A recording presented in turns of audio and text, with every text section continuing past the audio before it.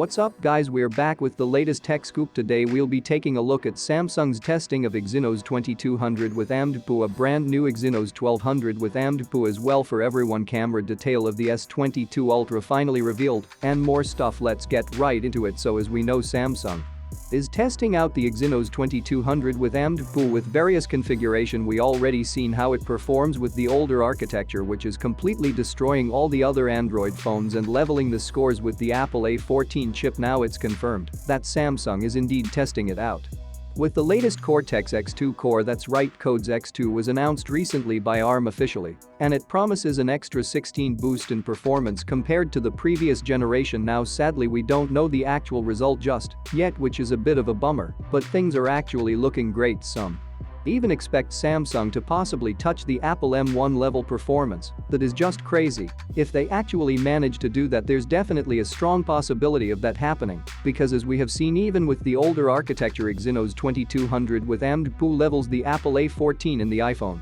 12 Pro Max now. Because the performance is so good, Samsung will definitely use this chip inside their future laptops. Now the only thing that Samsung needs to manage right now is thermal throttling. There's still some performance drops in long-term testing, so I hope Samsung manages everything, because the S22 family is still a bit far away now. Speaking of Galaxy S22 family, we actually have some answer regarding the 20-megapixel sensor that Samsung is developing. A lot of people, including myself, I actually thought that Samsung will be using its 200-megapixel sensor on the S22 Ultra because they like to go high on marketing numbers, plus they'll be giving this sensor to Xiaomi as well, so I thought they might be using it later on their own phone as well, but turns out Samsung will be sticking with the 108-megapixel sensor. Once again, this is the third time Samsung will be using the same megapixel account, and they're actually focusing on better performance overall of the whole sensor. We don't have any further details, but pretty much it's still going to be a 108-megapixel sensor. Now apart from this, a much needed camera upgrade is coming to the standard Galaxy S22